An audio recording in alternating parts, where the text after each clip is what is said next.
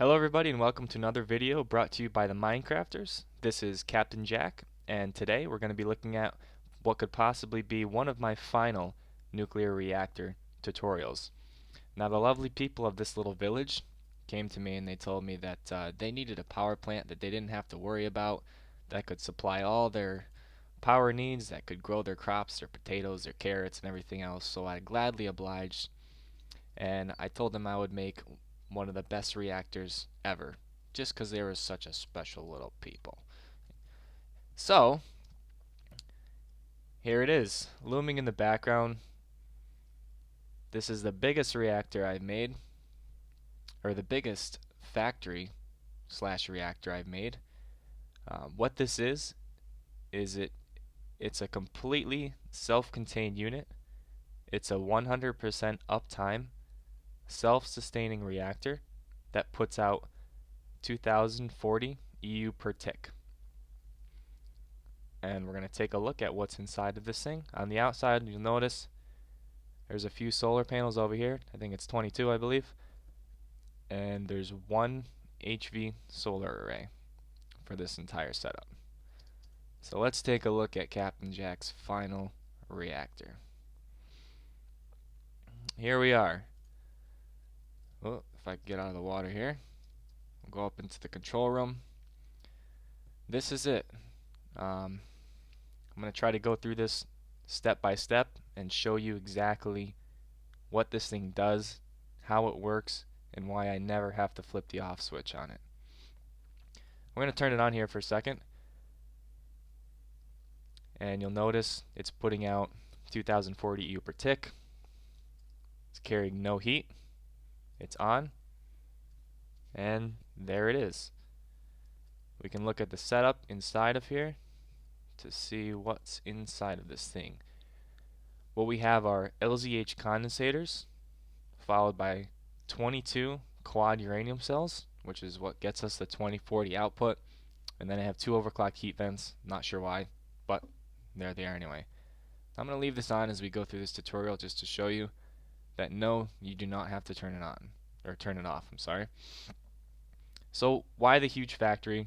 Why all these machines? What in the world is this thing doing?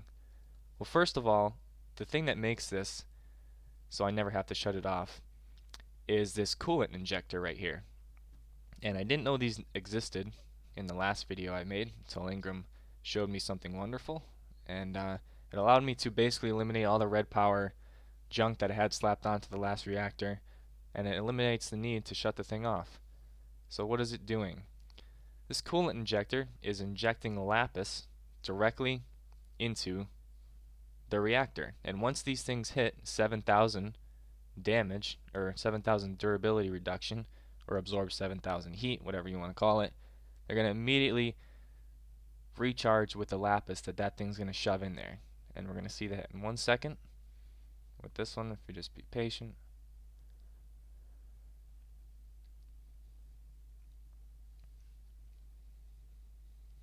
And here we go. You're going to see that bar bop right back up again. There we go. Right back to full. And these will get relatively low, but right when they hit 7,000, they're all going to get recharged. This block right here that looks like reinforced glass is actually a force field. And this block here, don't know if I can click on it. Yep, here it is. It's a reactor containment field. It's got a lot of power available. All you need is a frequency card and a force field core. Attach it to the side of the reactor, and it powers it. Now, when this thing's powered, the coolant injector is also powered, and that's what's putting in the lapis into the reactor. So I never have to turn this off. Now, what happens when I run out of quad uranium cells, or what happens when the charge depletes? Because this thing can only run for 2 hours and 36 minutes, and then it's done. Well, I've solved that problem too. Before I show you that, I just want to show you inside of here. This is the force field core. I have 3 core storage upgrades, and this is an extender. I'm not sure what it's officially called, but this is being powered right out of the MFSUs up top here. So it's being powered by the reactor, no need for any other sources of power. And we'll also see another power line going into this room over here, which is the factory side of this. Now inside here, basically what we're doing is we're auto crafting quad uranium cells. These are such a pain to make. They cost so much resources, so I don't want to have to make them. So if we look inside of here, we have a quad uranium cell. It's ready to go. Now if I pull one of these out, another one pops right back in. And I can pull yet another one out, another one will pop out, and now we're backed up. So I pulled 3 out successfully, and now what's going to happen with this wing is it's going to start looking for resources. It's going to have to make a couple more dual uranium cells. And there we go, that's bringing lapis into there. It's going to start requesting uranium, it's going to start requesting all types of different things. There we go, we got one dual uranium cell back in there. We're going to get one more. There we go, another quad uranium cell is ready to go. And it's making them basically so I don't have to do it myself. These are creating, as you can see there, the copper plating, which is a huge pain to make, dense copper plates. It's going, it's grabbing all the copper, it's being crafted by UU matter, and the UU matter is making copper dust. Copper dust is being combined with coal to make copper, and it's making all these cells by itself. So that's what this wing is for. Now the key to this entire setup is UU matter, and you can see a chest full of it here. There's a ton of it, obviously. Got 42 right now. It's asking, keeps taking more out, putting more in. The only thing that you actually have to supply to make this entire factory run is uranium ore. Now, unfortunately, uranium ore, there we go, it's requesting some there. Uranium ore is not craftable via medium stone or UU matter, so you have to go out and farm this yourself. And the only other way to get around using a lot of uranium is to go ahead and use a breeder reactor, which I do not have in here, which could be an interesting new wing to this factory. But yeah, the only thing that you have to go and get yourself, unfortunately, is uranium. There's no way to make it. So we got all these machines whirring and buzzing in here. Some of the retrievers are asking for things. This is an overflow chest. Unfortunately, you get that with a system like this, but I want to keep that. I don't want to incinerate it. And so here we are. We're back up. I can pull out 4 more or 3 more quad uranium cells ready to go for me. This factory, or this wing, is completely run off the reactor itself, and it's making me all my uranium cells. So that's what we're doing here. Now where's the UU matter coming from? And it's coming from inside of here. We have the familiar Ingram designed sorting machine set up here. It's a maceration rig. It's basically just making tons and tons of blaze powder, throwing them into a recycler, which I probably should have another recycler here, but I didn't want to go that crazy. And it's throwing into this mass fabricator here, which is not running at optimal speeds, but it's still creating enough UU matter to sustain the factory. That UU matter is being sucked out, dumped into this chest. You can see it just popped up one. We've gotten about 4 since we left the other wing. And so that's what this wing is doing here. This is the only timer I have in the entire factory. Everybody hates timers, or at least we do, so we try to limit them. There's one timer, one lever. I had to add in this NOT gate because this switch is actually carrying a signal from the main switch. So if I switch the entire factory off, it switches off the whole maceration rig as well. So this is fabricating UU matter. It's being filtered out into an ender chest, and the ender chest is picking it up in the factory side. The factory is making me quad uranium cells. And so what is happening up top here in the main part of the reactor. So let me turn this off just so we can see it a little better. Up top we have 3 MFSUs, which are storing up power to use for whatever you could possibly want. This one right here is draining because the compressors are using power in the other side, but it's still, the MFSU still picks up power when the reactor's on. We got an HV transformer here. And this is the last little gem of this entire rig. The quad uranium cells will eventually run out, and when they run out, there's a chance for them to produce a near depleted uranium cell, and I don't want those. So that's what this rig is for.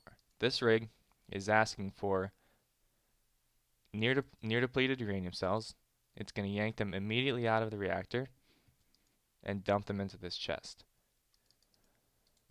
So if I were to take out one of these here, oh, it just put one in for me, which is what it's supposed to do. If I take this out, this machine here is gonna say, hey, get those out of there. And in a second here, it's gonna start pulling them out. Come on, there we go, there we go. All right, so it's gonna start grabbing them faster and faster. It took one out. It's gonna take another one out. Come on. No, you can do it.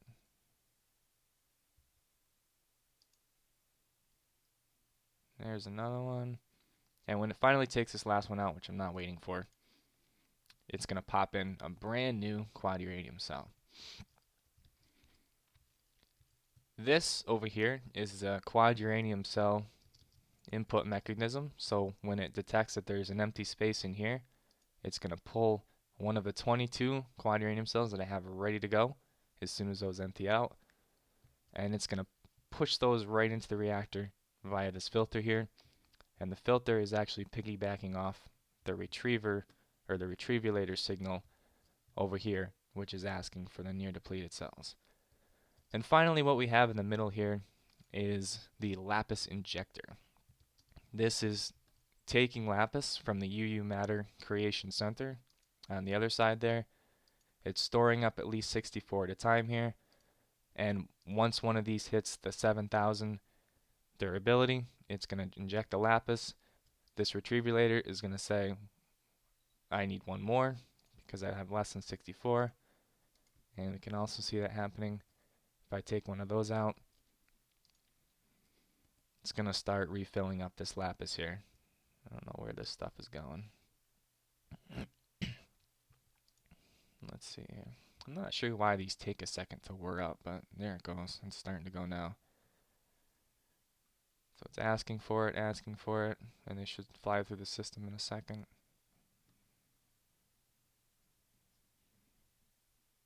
Oh, this always takes longer when you're doing videos.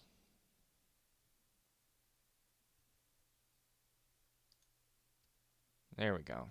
34, and then it's going to start going faster and faster. It's going to keep that full all the time. So we always have plenty of coolant to keep this reactor cool. So this is it. I hope you like it. I hope it's relatively understandable what I've done here. This factory right here is basically the same setup as our HV solar array factory, which either Ingram or one of us will do a tutorial on. I'm not going to go through the way this factory works one by one, but it does work. We do know what we're doing. And here we go. My first fully self-sustained, self-contained, 100% uptime, 2040 U per tick output IC2 nuclear reactor. We're using the Sfax Pure BD Craft for Tekkit Lite texture pack. Again, if you don't like it or if your system can't handle it, I apologize. We just use what we like and what we can handle. Well, this is it. If you have any questions on how this works or why it works, please comment. Please visit our website at themindcrafters.com. All we're trying to do is pass along what we know on to others, because again, we love Minecraft and we think we're fairly good at it. So here we go. This is it. Subscribe to our channel. Visit our website. And as always, stay poised.